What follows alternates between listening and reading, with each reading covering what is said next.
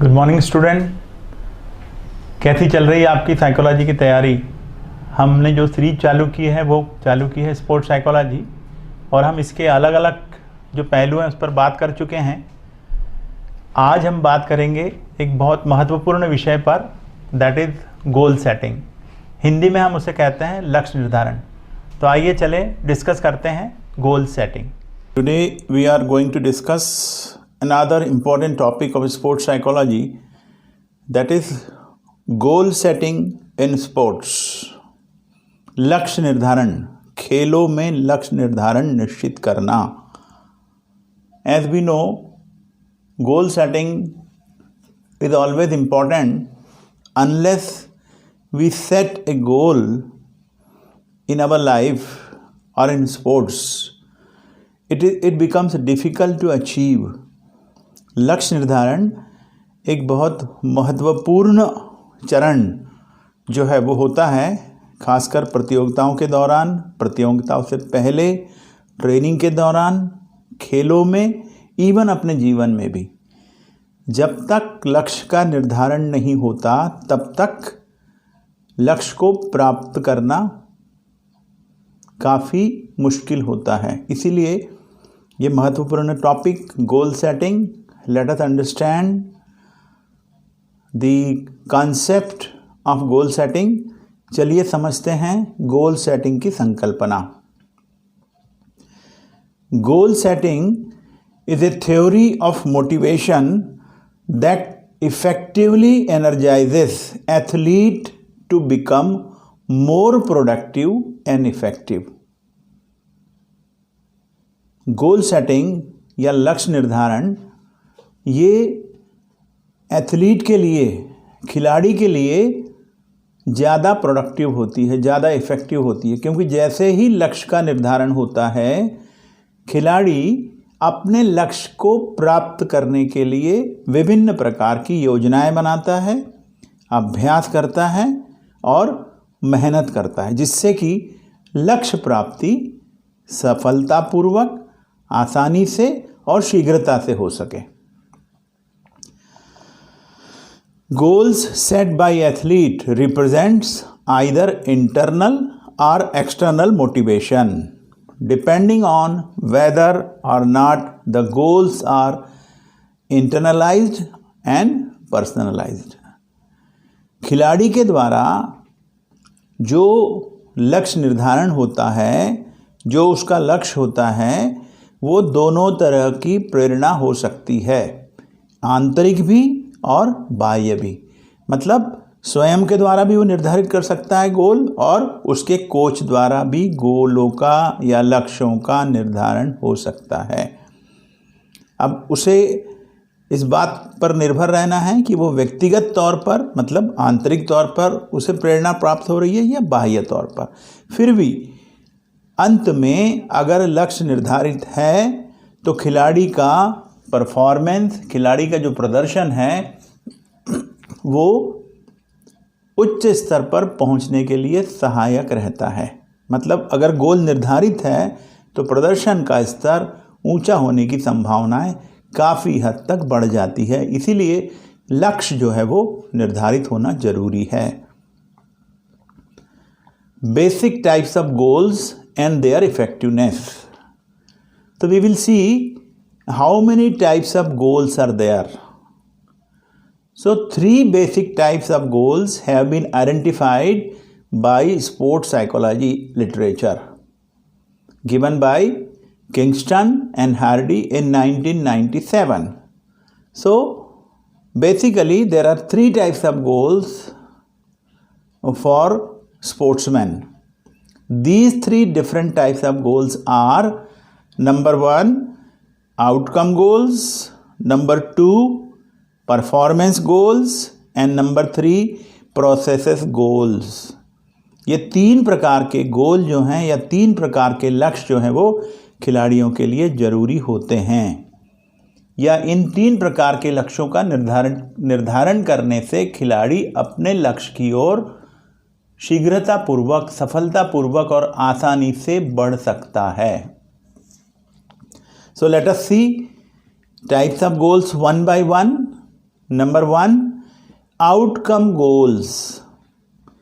Outcome goals focuses on the outcome of sporting events and usually involves some sort of interpersonal comparison. जो outcome गोल हैं वो खेल जो है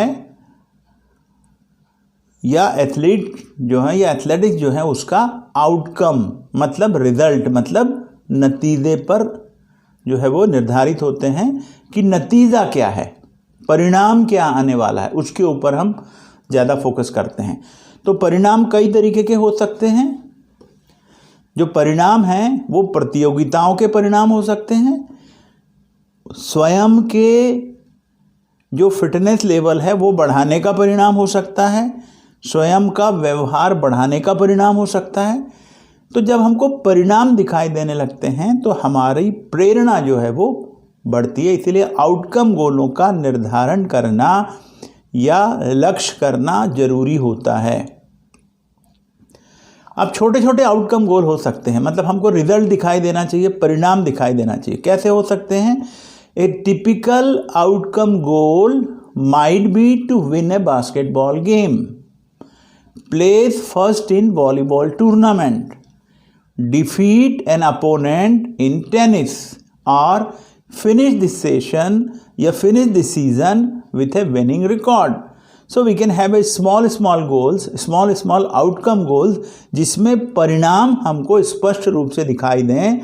और ये जो परिणाम हैं अगर ये सकारात्मक होते हैं, खिलाड़ी के रीच के अंदर होते हैं, खिलाड़ी की पहुंचने की योग्यता के भीतर होते हैं और सकारात्मक परिणाम जैसे ही मिलने लगते हैं छोटे छोटे, वैसे ही खिलाड़ी की प्रेरणा का स्तर जो है वो ऊंचा हो जाता है. और जब खिलाड़ी छोटे छोटे लक्ष्य को परिणाम के रूप में परिवर्तित होते देखता है तो उसकी प्रेरणा का स्तर बढ़ जाता है. हम उसे कहते हैं उसका मोटिवेशन बढ़ जाता है, उसकी योग्यताओं का विकास होने लगता है क्योंकि सकारात्मक परिणाम दिखाई देते हैं. इसीलिए किसी भी प्रकार का गोल हो सकता है. एक खिलाड़ी के लिए टीम में आना और परफॉर्म करना, एक रिकॉर्ड बनाना, एक वॉलीबॉल का टूर्नामेंट जीतना या बैडमिंटन या टेनिस में अपोनेंट को हराना, ये उसका आउटकम गोल सकता है कि मैं इतनी प्रैक्टिस करूंगा, इतना प्रशिक्षण प्राप्त करूंगा, इतनी ट्रेनिंग लूंगा तो 1 महीने के बाद मैं इस पर्टिकुलर खिलाड़ी को, पर्टिकुलर नंबर वाले खिलाड़ी को, पर्टिकुलर स्तर के खिलाड़ी को हरा दूंगा. It is very typical for coaches to speak in terms of number of wins they hope to have in a particular seasons. So ये विशिष्ट रूप से कोचेस जो हैं वो इस पद पर, इस संकल्पना पर कार्य कर सकते हैं कि हम कितनी जीत इस पर्टिकुलर सीज़न में, पर्टिकुलर महीने में, पर्टिकुलर काल में खिलाड़ियों को दिला सकते हैं. उनका एक निर्धारण किया जा सकता है कोचेस के द्वारा कि इतनी जीत आपको होना ज़रूरी है. सपोज आप कोई टूर्नामेंट खेल रहे हैं या नंबर ऑफ टूर्नामेंट्स खेल रहे हैं तो उसमें से आप निश्चित कर सकते हैं कि इतने सेट्स या इतने मैचेस आपको जीतना ज़रूरी है. Performance goals specifies an end product of performance that will achieved by the athlete relatively independently of other performer and the team. So this can be a, जिसे हम बोलते हैं self goal. This can be a, जिसको हम बोलते हैं हिंदी में कहेंगे कि व्यक्तिगत जो लक्ष्य है वो हो सकता है खिलाड़ी का कि हम हमारा स्वयं का परफॉर्मेंस कैसे देंगे. कह रहे हैं कि achieved by an athlete relatively independently of other performance and the team. तो टोटल टीम का अगर परफॉर्मेंस बढ़ाना है तो स्वयं का परफॉर्मेंस, व्यक्तिगत लक्ष्य भी उसका होना चाहिए कि मेरा कंट्रीब्यूशन टीम के परफॉर्मेंस में क्या होगा. Firstly, if performance goals are accomplished, there is a good possibility that outcome goal will also be accomplished. अगर जो व्यक्तिगत लक्ष्य निर्धारण किया जा सकता है, खिलाड़ी के द्वारा किया जाता है, तो दो चीज़ें हो सकती है। नंबर 1, उसकी टीम का आउटकम गोल अचीव होने में, प्राप्त होने में आसानी होती है। क्योंकि फॉर एग्ज़ाम्पल टीम में 11 खिलाड़ी हैं, अगर सभी खिलाड़ी अपना परफॉर्मेंस उच्च स्तर का देते हैं, अपना प्रदर्शन उच्च स्तर का अगर देते हैं, तो टोटल टीम जो है उसका जो रिज़ल्ट है, या जो टीम जो मैचेस खेल रही है या जो टूर्नामेंट खेल रही है, उसका जो रिज़ल्ट है वो अच्छा होने की संभावना कई गुना बढ़ जाती है। इसलिए हम कह सकते हैं कि अगर परफॉर्मेंस खिलाड़ी का बढ़ता है, प्रदर्शन बढ़ता है, उसका लक्ष्य निर्धारण प्रदर्शन की ओर ज़्यादा होता है, तो आउटकम गोल को इसमें पूर्ण रूप से सहायता मिलती है। Secondly, personal satisfaction can be realised from the achievement of performance goals even if outcome goals remain unfulfilled। देखिए, पहली बात तो यह है कि जब परफॉर्मेंस गोल अचीव होता है तो आउटकम गोल अचीव होने की, प्राप्ति की संभावनाएं निश्चित रूप से बढ़ जाती हैं। लेकिन अगर किसी कारणवश आउटकम गोल प्राप्त नहीं भी होता है, या आप आउटकम गोल के पास तक पहुंच जाते हैं, फिर भी क्योंकि व्यक्तिगत प्रदर्शन का स्तर उच्च हो गया है या व्यक्तिगत प्रदर्शन में हमें सेटिस्फैक्शन है, संतोष है, तो हम कह सकते हैं कि खिलाड़ी को अच्छे व्यक्तिगत प्रदर्शन के कारण मानसिक और आत्मिक संतोष प्राप्त होता है। और ये जो संतोष है, संतोष की जो प्राप्ति है, वो खिलाड़ी को सेटिस्फाई करती है कि नहीं, उसने खेलों में या खेलों के प्रदर्शन में ज़रूर कुछ अचीव कर लिया है। Let us move to the next goals, that is processes goals. माने जो हम प्रक्रिया कर रहे हैं उसके द्वारा हमें क्या लक्ष्य प्राप्त होता है। So processes goals focuses on specific behaviors exhibited throughout a performance। तो किस प्रकार का व्यवहार आप प्रदर्शित करते हो पूर्ण प्रदर्शन के दौरान, ये कह सकते हैं प्रक्रिया लक्ष्य जो है वो होता है। Each of these behaviors reflects proper and effective technique for executing a specific athlete task. ये जो प्रोसेस गोल हैं या प्रक्रिया के गोल हैं, वो खिलाड़ी को एक विशेष प्रकार का व्यवहार प्रदर्शित करने पर, वो टेक्निक में व्यवहार दिखा रहे हों, मेथड में व्यवहार दिखा रहे हों, उसके प्रदर्शन एग्जीक्यूशन में व्यवहार दिखा रहे हों विशेष प्रकार का, तो वो प्रोसेसेस गोल के तहत आता है। If the athlete is successful in setting and meeting processes goals, improved performance and outcome should be the result। कैसा है, खेलों में अगर प्रक्रिया में वृद्धि हो जाए, प्रक्रिया का स्तर बढ़ जाए, आप क्या एग्जीक्यूट कर रहे हो, आपकी टेक्निक अगर इम्प्रूव हो रही है ना, आपकी स्किल अगर इम्प्रूव हो रही है, आपका व्यवहार जो है वो इम्प्रूव हो रहा है, आपका मानसिक व्यवहार क्या है, आपका संवेगात्मक व्यवहार क्या है, अगर इन सब का विकास होता है तो हमारा जो प्रदर्शन का स्तर है, खिलाड़ी का जो प्रदर्शन का स्तर है, वह भी विकसित होता है, और जिससे हमें ज़्यादा अच्छे जो परिणाम प्राप्त हो सकते हैं। Now let us see principles of effective goal setting. हम लक्ष्य निर्धारण हमें किन सिद्धांतों के आधार पर करना चाहिए जिससे कि वो सकारात्मक रहें। लक्ष्य जो हैं जब हम सेट करते हैं, लक्ष्य जब हम निर्धारित करते हैं, अगर हम कुछ सिद्धांतों के आधार पर करें तो वो प्रभावी होते हैं। खिलाड़ियों के प्रदर्शन के लिए, टीम के प्रदर्शन के लिए वो सहायक होते हैं। तो let us see what are the principles one should follow while setting up goals. Number 1, make goals specific, measurable and observable. देखिए, जो भी आप लक्ष्य निर्धारित करते हो वो विशिष्ट होना चाहिए, उसका मापन करने के योग्य होना चाहिए तथा वो हमें या खिलाड़ी को या कोच को या समाज को या दर्शकों को दिखाई देना चाहिए, महसूस होना चाहिए।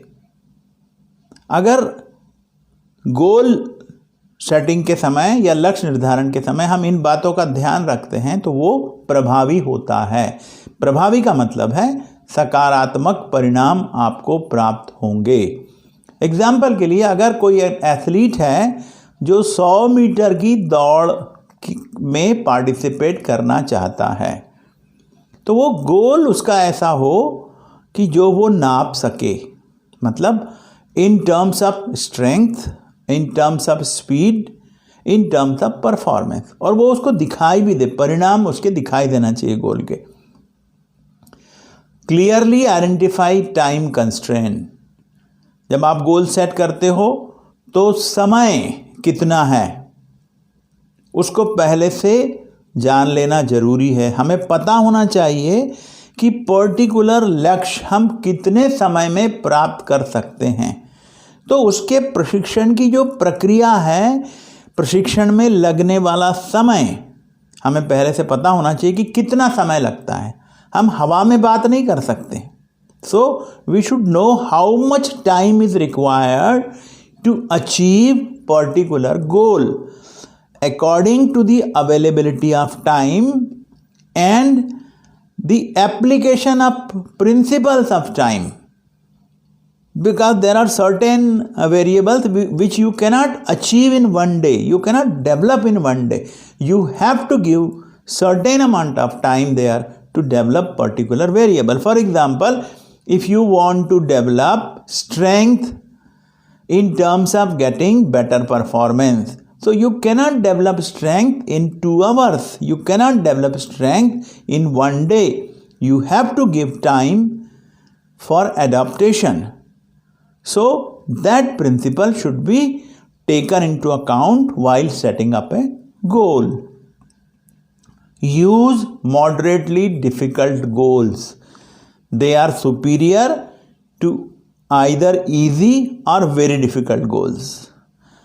See, whenever you set up a goal, they should be moderately difficult.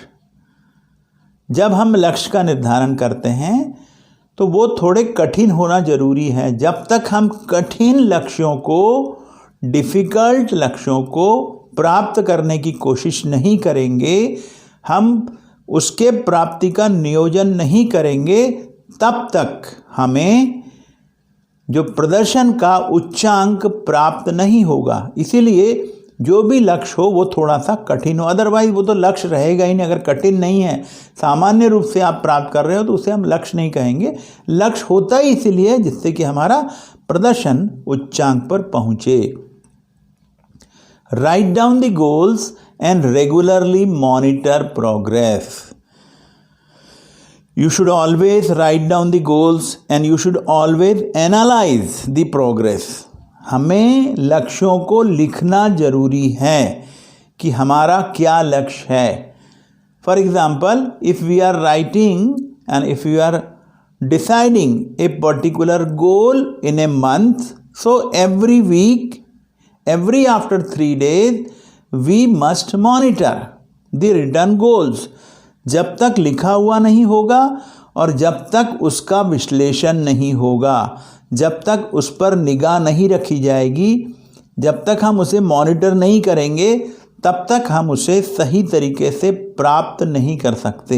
हम अचानक किसी गोल को प्राप्त नहीं कर सकते। हमें लिखना होगा, हमें उसको मॉनिटर करना होगा, हमें उसका नियोजन करना होगा। Now let us see the next one. Use a mix of processes, performance and outcome goals. जो तीनों प्रकार के गोल हैं, तीनों प्रकार के जो लक्ष्य हैं, उनका मिश्रण हमें उपयोग में लाना चाहिए, क्योंकि तीनों एक दूसरे के सहायक होते हैं। Now next one, use short range goals to achieve long range goals. You cannot achieve a bigger goal. You cannot achieve a long range goal suddenly. We have to have small goals which becomes basis to achieve a bigger goal. हम अचानक कोई बड़ा लक्ष्य प्राप्त नहीं कर सकते। उस बड़े लक्ष्य को प्राप्ति हेतु सहायक छोटे छोटे गोल या छोटे छोटे लक्ष्य हमें पहले निश्चित करना चाहिए। जब हम कई छोटे छोटे लक्ष्यों को प्राप्त करते हैं तो उसके आधार पर हमें बड़ा लक्ष्य प्राप्त होता है। तो याद रखिए, बड़े लक्ष्य की पूर्ति के लिए हम कह सकते हैं कि छोटे छोटे लक्ष्य हमारे सामने होना चाहिए। जब हम छोटे लक्ष्यों को प्राप्त कर लेते हैं तो वो बड़े लक्ष्य को प्राप्ति में सहायक भी होते हैं और खिलाड़ियों के लिए प्रेरणादायी भी होते हैं। Set team as well as individual performance goals. यदि खिलाड़ी किसी टीम में भाग ले रहा है तो हमें दो चीज़ों का ध्यान रखना बहुत आवश्यक है। दोनों के लिए लक्ष्यों का होना जरूरी है, क्योंकि देखिए, जब तक व्यक्तिगत प्रदर्शन खिलाड़ी का उच्च स्तर पर नहीं होगा तब तक पूरी टीम का प्रदर्शन उच्च स्तर का होने की संभावना कम है। अगर हम क्रिकेट का उदाहरण लें तो अगर 4 बैट्समैन लगातार अच्छा परफॉर्मेंस करते हैं व्यक्तिगत तौर पर, तो this performance contribute to win of the tournament और विन ऑफ पर्टिकुलर टीम।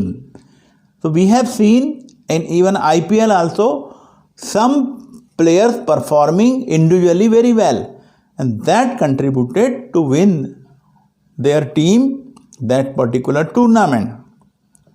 तो खिलाड़ियों का अगर फॉर्म अच्छा होता है तो टीम को जीतने में सहायक होता है। इसीलिए दोनों के गोल होना जरूरी है।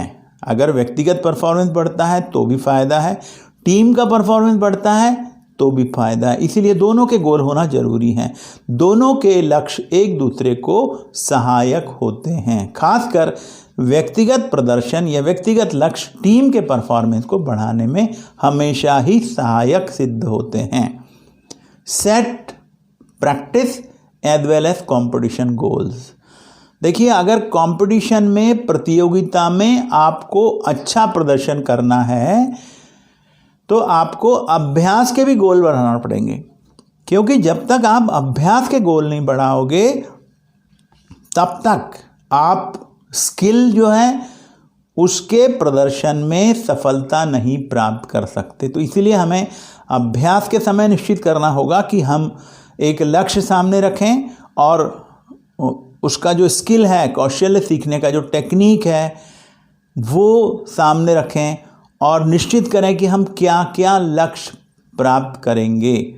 फॉर एग्ज़ाम्पल, सर्विस अभ्यास में हमें लक्ष्य निर्धारित करना जरूरी है कि हम कितना अभ्यास करेंगे जिससे हमारी पर्टिकुलर स्किल पर मास्टरी हो जाए।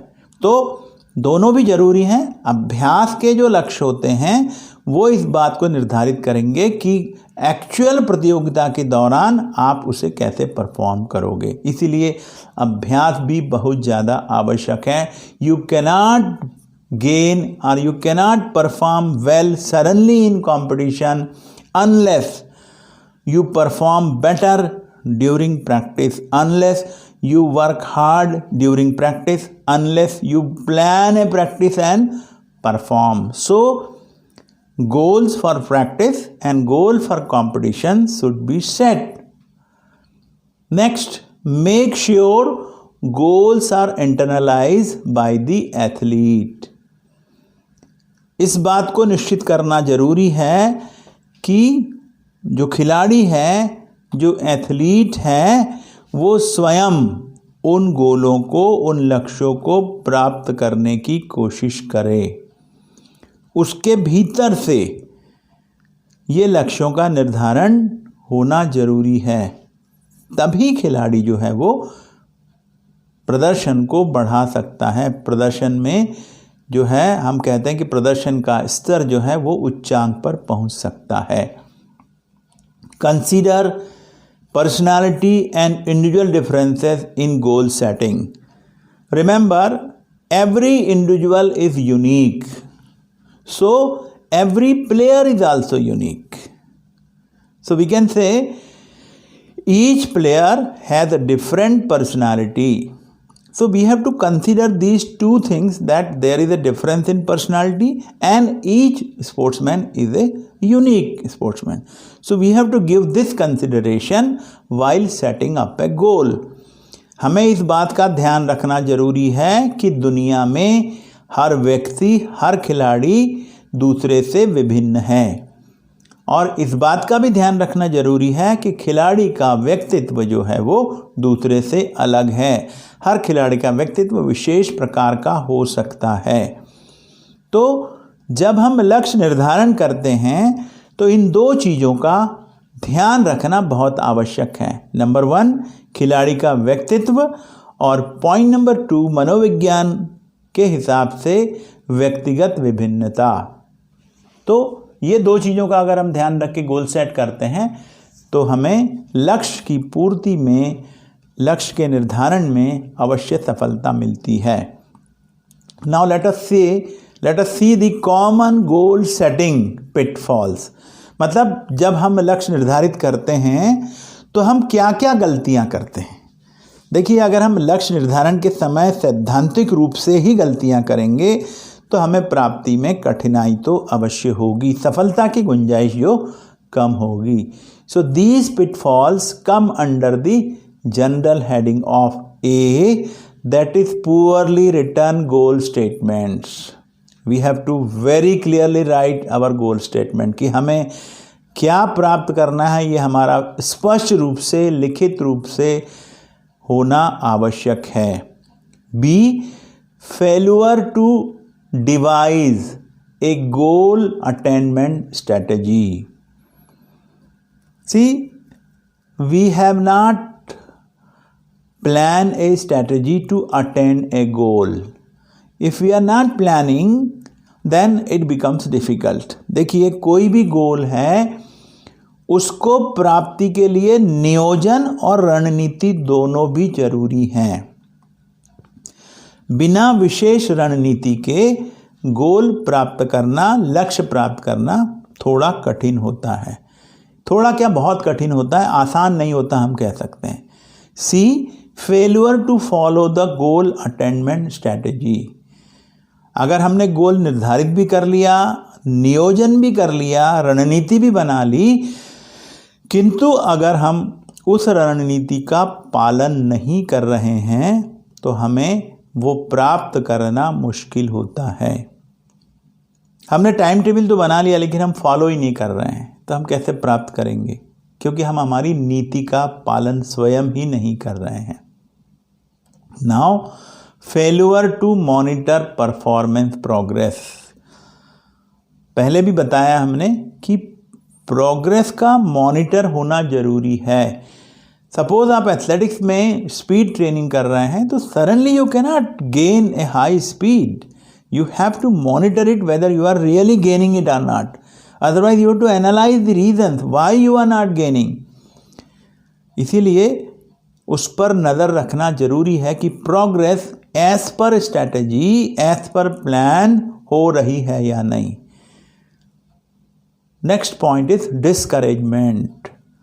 अगर किसी कारण से खिलाड़ी को डिस्करेजमेंट मिलता है, मतलब उत्साह अगर उसे नहीं मिलता, उसका साहस नहीं बढ़ाया जाता, किसी कारण से उसका साहस कम किया जाता है, उसकी प्रेरणा को कम किया जाता है, तो गोल सेटिंग जो है वो ठीक से नहीं होती है, प्राप्ति भी ठीक से नहीं होती है। तो इन चीज़ों का ध्यान रखना आवश्यक है। आज हमने जो सीखा वो कि गोल सेटिंग क्या होती है, लक्ष्य निर्धारण क्या होता है, हमें किस किस प्रकार से किन किन लक्ष्यों को प्राप्त करना चाहिए। अगर हम इन चीज़ों को ध्यान में रखते हैं, खिलाड़ी इन चीज़ों पर ध्यान देते हैं, तो लक्ष्य निर्धारण सही तरीके से होगा और आपका प्रदर्शन है वो भी सही तरीके से होगा। गोल सेटिंग, हिंदी में लक्ष्य निर्धारण, इस विषय को हमने आज अच्छे से समझा, उस पर चर्चा की। उम्मीद है कि आपको ये विषय जो है वो समझ में आया होगा।